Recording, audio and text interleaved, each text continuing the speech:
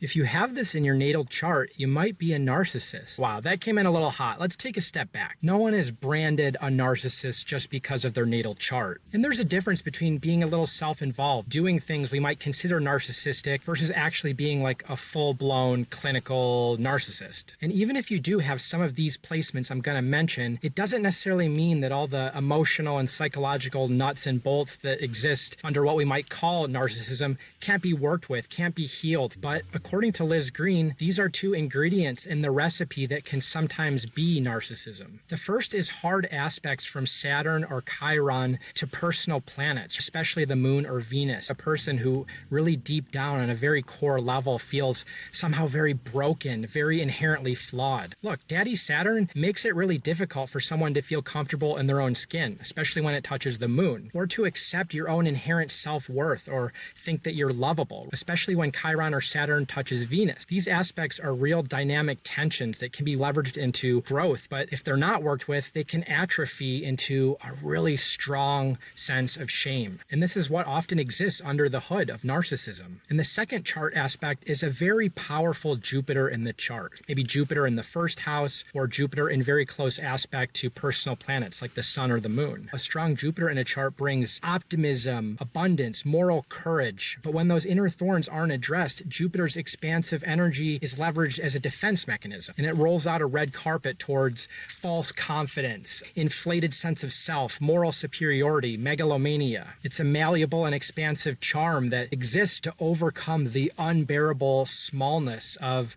intense inner shame or self-hate. There's no ability to accept accountability. There's no way to accept personal responsibility. Everything is someone else's fault, because those things bring them too close to the inner wounds. And so they stay in this like insane, heightened God complex. And when you have a strong Jupiter, you do have talent. They have a knack for commanding and curating the spotlight, which adds justification for their bad behavior and their superiority. But like most things in astrology, this isn't guaranteed, and it's not the de facto fate. There's potential to really grow into the Jupiter shoes from a place of self-acceptance, from a confidence that's born out of working through the inner thorns. Jupiter becomes this amazing spiritual expansive gift that's used to raise everyone up. And it's another fitting example of how astrological archetypes work. The absolute best person in the absolute worst. It's usually two sides of the same coin.